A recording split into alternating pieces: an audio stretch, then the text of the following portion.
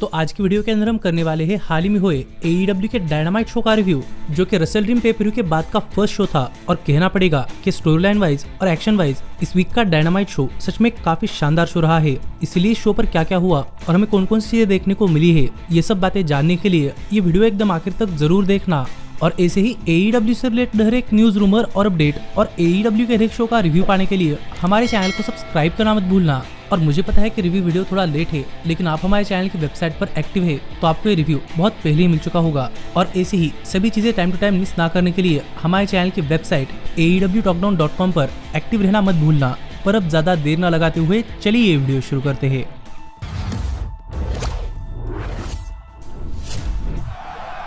तो गाइज, इस हफ्ते के डायनामाइट शो की शुरुआत हमें हैंगमैन पेज के उसी बैकस्टेज सेगमेंट्स देखने को मिली, जहां पर हैंगमैन पेज गुस्से में बात कर रहे थे कि वो अब समोआ जो के खिलाफ फुल फोर्स से जाने वाले हैं और इसके अंदर वो द ऑप्स को भी टेक डाउन करने के लिए रेडी है। जो बातें यहाँ पर हैंगमैन पेज ने कही थी, जिसके बाद डायनामाइट शो की ऑफिशियल तरीके की शुरुआत हुई और यहाँ पर द ऑप्स आ गए, क्योंकि आगे शो पर वो अपने ट्रियो चैंपियनशिप हर्ट सिंडिकेट खिलाफ डिफेंड कर रहे थे। जहाँ पर मैच की शुरुआत में ही दोनों टीम्स रिंग के अंदर एक दूसरे के आमने सामने काफी तगड़ी दिखाई दे रही थी, लेकिन जैसे ही मैच स्टार्ट हुआ हमें यहाँ पर शेल्टन बेंजामिन और कैट्सुरी शिबाटा की तरफ से अच्छे खासे टेक्निकल मूव्स देखने को मिले। बॉबी लैशली ने रिंग के अंदर आकर समोआ जो पर जो अटैक किया है वो देखकर लग रहा था कि वो हैंगमैन पेज का बदला ले रहे हैं। एक टाइम के लिए शेल्टन बेंजामिन समोआ जो पर हाई फ्लाइंग मूव के लिए गए, लेकिन समोआ जो का नोप फिर एक बार यहाँ पर इस मैच के अंदर आया, लेकिन शेल्टन बेंजामिन पर इसका कुछ असर नहीं हुआ। हमें पावर हाउस हॉप्स इस मैच के अंदर अच्छे खासे मूव्स लगाते हुए दिखाई दिए और द ऑप्स काफी देर तक डोमिनेट कर रहे थे और हमें शेल्टन बेंजामिन की तरफ से भी अच्छे खासी मूव्स देखने को मिले। जिसके बाद हर सिंडिकेट का यहाँ पर कमबैक हुआ और बॉबी लैशली ने मैच के अंदर पूरी तबाही मचाना स्टार्ट कर दिया, जो देखकर पावर हाउस हॉप्स रिंग के अंदर आ गए और हमें दो बहिमत के बीच में अच्छा खासा एक्शन देखने को मिला।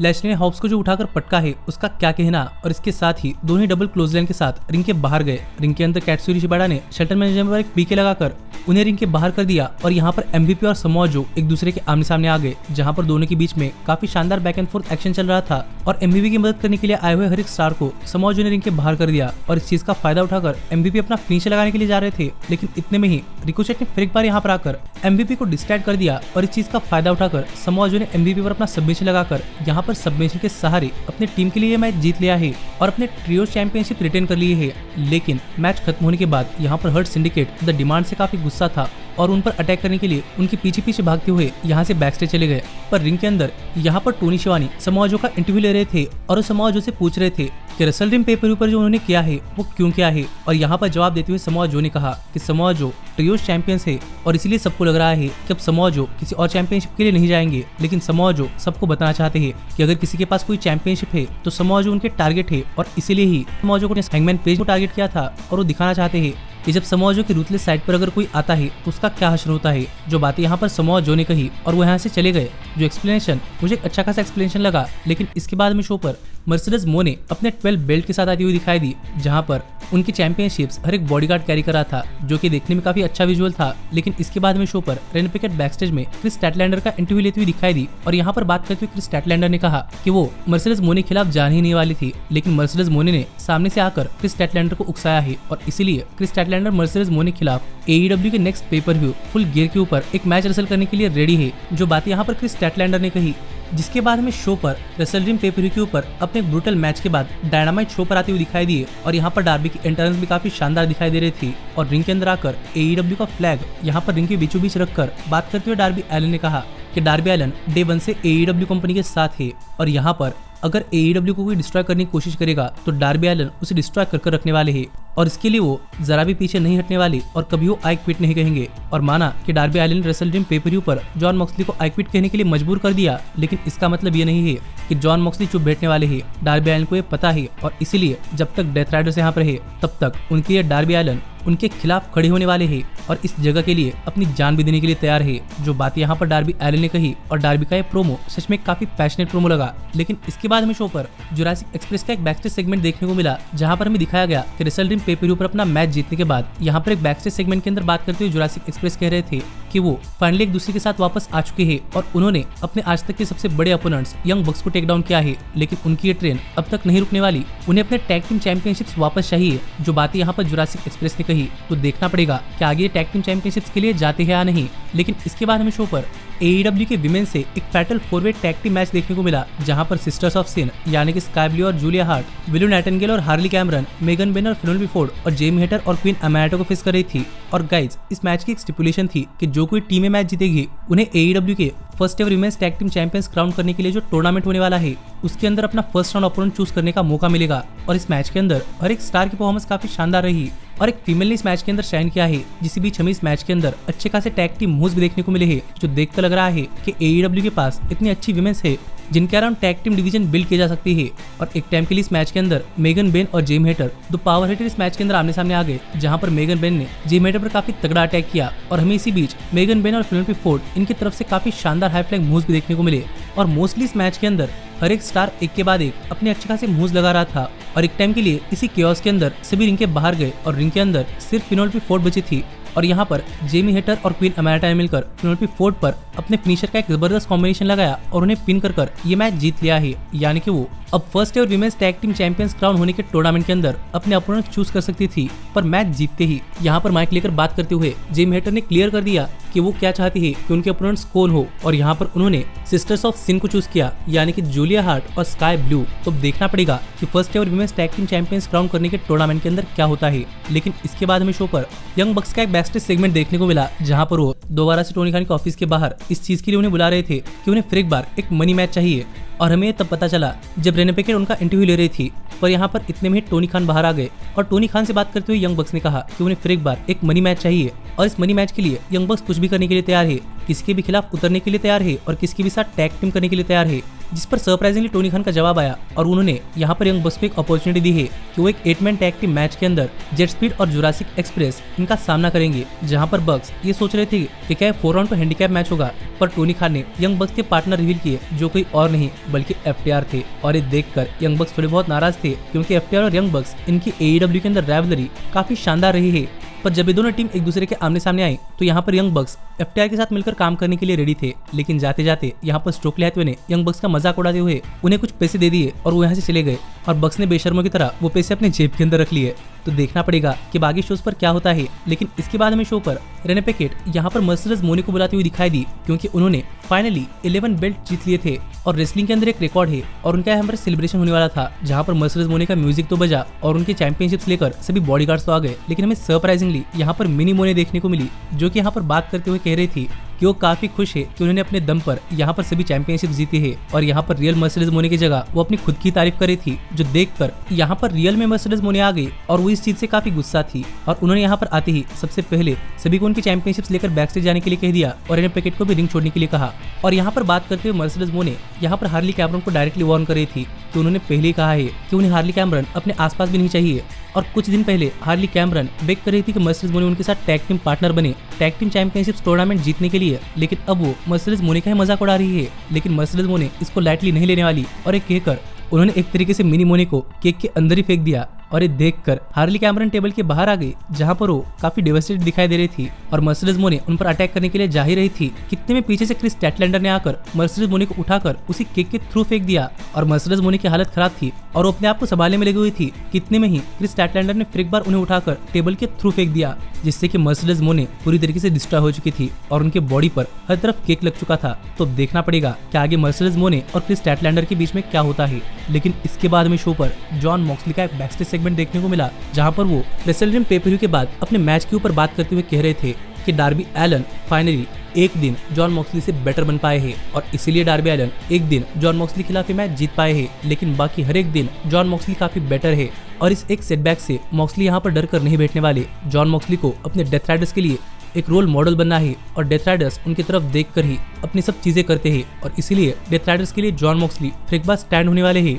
और AEW को फिर एक बार उस तरीके से चलाने वाले हैं जिस तरीके से वो चाहते हैं। जो बातें यहाँ पर जॉन मॉक्सली ने कही और मॉक्सली का प्रोमो सच में काफी शानदार प्रोमो रहा, जिसके बाद हमें शो पर जॉन मॉक्सली काइल और राइली को फेस करते हुए दिखाई दिए और यहाँ पर काइल जॉन मॉक्सली को अपने टेक्निकल रेसलिंग के साथ हर बार बीट कर रहे थे, जो देखकर मॉक्सली के लिए चैंप्स लग रहे थे कि यू कांट रेसल, जो देखकर मैं काफी हंस रहा था। लेकिन मॉक्सली ने अपनी ताकत दिखाते हुए एक तरीके से कायल को टॉर्चर करना स्टार्ट कर दिया। स्टील स्टेप्स पर उनके हाथ पर एक स्टॉम्प भी लगा दिया और वो यहाँ पर कायल पर अपने टेक्निकल मूव्स लगाना चाहते थे, लेकिन कायल ने फिर एक बार फाइट बैक कर मॉक्सली पर अटैक कर दिया। एक बार के लिए मॉक्सली स्टील चेयर का इस्तेमाल करना चाहते थे, पर कायल ने मॉक्सली पर स्टील चेयर के ऊपर ही यहाँ पर एक ड्रॉप किक लगा दी, जिसके बाद कायल मैच के अंदर मॉक्सली पर अपने टेक्निकल मूव्स लगा रहे थे, पर मॉक्सली किसी भी तरीके से यहाँ पर बचने की कोशिश कर रहे थे। और इतने में कायल ने जॉन मॉक्सली पर एडम कोल का फिनिशर बूम भी लगा दिया, पर मॉक्सली ने किक आउट कर दिया और यहाँ पर कायल फिर एक बार सबमिशन की तरफ जा रहे थे, जो देखकर मॉक्सली ने एक बार कायल पर काफी खतरनाक क्लोज लाइन लगा दी और एक पायल ड्राइवर भी लगा दिया, पर फिर भी कायल ने किक आउट कर दिया। और सच में अब तक इस मैच के अंदर पूरे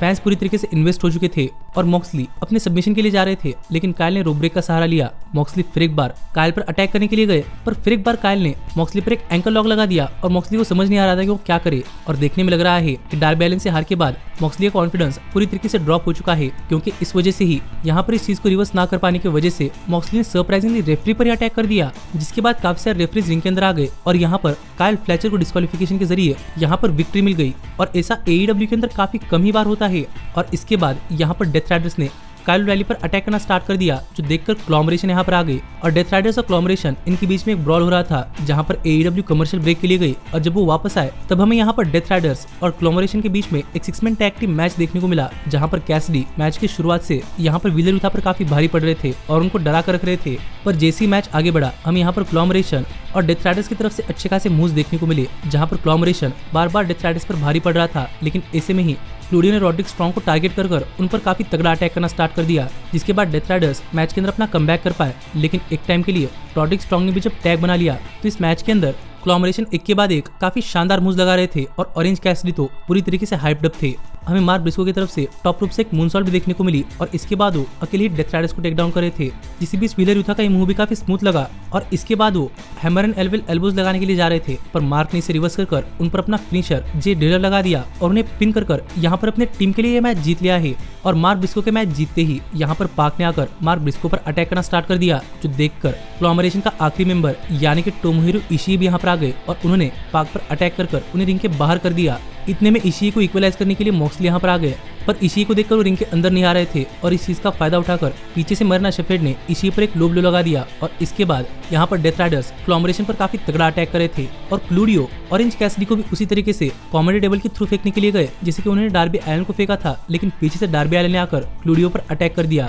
ऑरेंज कैसिडी ने मौके का फायदा उठाकर क्लूडियो पर एक ऑरेंज पंच लगा दी और डेथ राइडर्स को यहाँ से भागना पड़ा और आखिरकार डार्बी एलन और क्लॉमरेशन यहाँ पर स्टैंड टॉल किया। और गाइस देखना पड़ेगा कि वे राइवलरी आगे मल्टीपर्सन होती है या नहीं, लेकिन इसके बाद हमें शो पर मर्सिडीज मोनी का एक बैकस्टेज इंटरव्यू देखने को मिल रहा था, जहां पर वो उसी तरीके से केक के अंदर फंसी हुई थी और इस चीज से वो काफी फ्रस्ट्रेटेड थी। लेकिन इतने में ही यहाँ पर अथीना आ गई और मर्सिडीज मोनी से बात करते हुए कहा कि मर्सिडीज मोनी को अब थोड़ा फर्क काम होना चाहिए और फिर एक बार अपने आप को संभाल कर एक नया रिकॉर्ड सेट करने के लिए एक और नई चैंपियनशिप जीतनी चाहिए और उनके पास कोई पार्टनर नहीं है, तो यहाँ पर अथीना उनकी पार्टनर बनने के लिए रेडी है, जो अथीना ने कहा और मर्सिडीज मोनी भी इसके लिए मान गई। यानी कि विमेंस टैग टीम टूर्नामेंट के अंदर अथीना और मर्सिडीज मोनी की टैग टीम होने वाली है, जहाँ पर वो मर्सिडीज मोनी को साफ करने के लिए यहाँ से ले गई। लेकिन इसके बाद हमें शो पर कायल फ्लेचर आते हुए दिखाई दिए और यहाँ पर माइक पर बात करते हुए कायल फ्लेचर ने कहा कि कायल फ्लेचर ने फिर एक बार सबको प्रूव कर दिया है कि कायल फ्लेचर मार्क ब्रिस्को से काफी बेटर है और यहाँ पर मार्क ब्रिस्को और कायल फ्लेचर इनके बीच में कितने भी मैचेस हो जाए हर बार कायल फ्लेचर ही जीतने वाले हैं। जो बात यहाँ पर कायल कह ही रहे थे,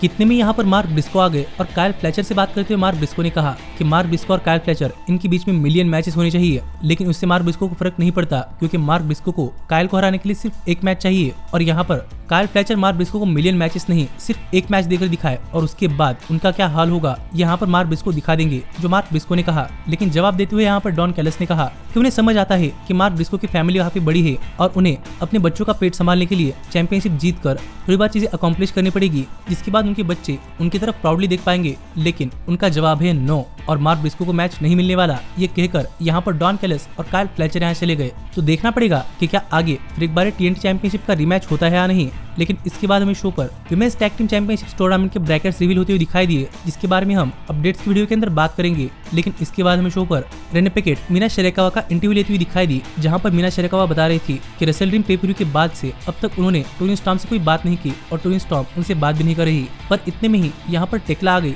और मीना शेरकावा से बात करते हुए टेक्ला कह रही थी कि टोनी स्टॉर्म तो यहाँ पर नहीं है, तो किस तरीके से women's tag team championship tournament के अंदर कम्पीट करने वाली है। लेकिन मीना शेरकावा ने कहा कि टेक्ला को अपना मुंह चलाने की जरूरत नहीं है, उन्होंने पहले ही टेक्ला को न्यू जापान प्रो रेसलिंग के अंदर हराया है और वो इस बार भी टेक्ला को हराकर उनका मुंह चुप कर सकती है। जो चैलेंज टेक्ला ने एक्सेप्ट किया, तो देखना पड़ेगा कि जब इनके बीच में मैच होता है तो कौन जीतता है। लेकिन इस सब के बाद फाइनली टाइम हो जाता शो के मेन इवेंट का, जहां पर हमें ओकाडा अपनी कॉन्टिनेंटल चैंपियनशिप बैंडिटो के खिलाफ डिफेंड करते हुए दिखाई दे रहे थे। और मैच के शुरुआत से ही हमें यहाँ पर दोनों स्टार्स के बीच में काफी शानदार बैक एंड फोर्थ एक्शन देखने को मिला और बैंडिटो अपने हाई फ्लाइंग मूव्स के सहारे ओकाडा पर भारी पड़ रहे थे। तो ओकाडा ने छुपकर बैंडिटो पर अटैक किया और बैंडिटो के फैमिली के सामने उन्हें एम्बैरेस करने के चक्कर में ओकाडा काफी कॉन्फिडेंट हो गए। लेकिन बैंडिटो ने फिर एक बार कमबैक कर ओकाडा पर बड़े बनाना स्टार्ट कर दिया। लेकिन इस बार ओकाडा रेडी थे और इस बार उन्होंने बैंडिटो पर एक के बाद एक काफी तगड़े मूव्स लगाकर उनके इंजर्ड आर्म को टारगेट करना स्टार्ट कर दिया। और ओकाडा अपने हाई कॉन्फिडेंस के अंदर बैंडिटो पर अच्छे खासे मूव्स लगा रहे थे, पर बैंडिटो ने भी कमबैक कर ओकाडा पर एक के बाद एक अपना हाई फ्लाइंग ऑफेंस दिखाया।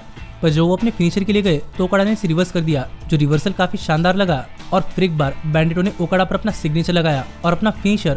फिनिश भी लगा दिया, पर ओकाडा ने यहाँ पर किक आउट कर दिया, जो देखकर क्राउड काफी सरप्राइज था। और बैंडिटो फिर एक बार अपने फिनिशर के लिए जा रहे थे कि ओकाडा ने ड्रॉप किक लगाकर बैंडिटो को रोक लिया। और जब ओकाडा रेनमेकर के लिए गए तो बैंडिटो ने इसे रिवर्स कर ओकाडा पर ही रेनमेकर लगा दिया। और गाइस इस पॉइंट तक पूरा का पूरा क्राउड दिस इज ऑसम की चांस कर रहा था और बैंडिटो फिर एक बार अपने फिनिशर के लिए गए। लेकिन यहाँ पर ओकाडा ने बैंडिटो पर अपना फिनिशर रेन मेकर लगा दिया और इस बार उन्हें पिन कर यहाँ पर अपनी चैंपियनशिप रिटेन कर ली है। और ओकाडा के मैच जीतते ही यहाँ पर डॉन कैलिस फैमिली ओकाडा के साथ आकर उनकी जीत सेलिब्रेट कर रही थी। लेकिन इतने में ही यहाँ पर कोनोसुके तकेत्सा आ गए, जो विजिबली काफी नाराज दिखाई दे रहे थे और ऐसा लग रहा था कि रिंग के अंदर आकर ओकाडा के सामने फेस टू फेस जा सकते हैं। लेकिन डॉन कैलिस और काइल फ्लेचर ने यहाँ पर आकर मामला संभाला और दोनों को शांत किया और ऐसे ही शो ऑफेयर गया, जहाँ पर अब तक ओकाडा और तकेत्सा के बीच में एक्सप्लोजन नहीं हुआ। लेकिन आप मुझे कमेंट कर बताइए कि आपका इस शो पर क्या कहना है। पर मैं तो ये एक्सप्लोजन देखने के लिए काफी इंतजार कर रहा हूँ, तो देखते हैं कि ये कब होता है। और अब मैं मिलता हूँ आपसे अगली वीडियो के अंदर, पर तब तक stay healthy, stay happy and keep watching AEW talk down.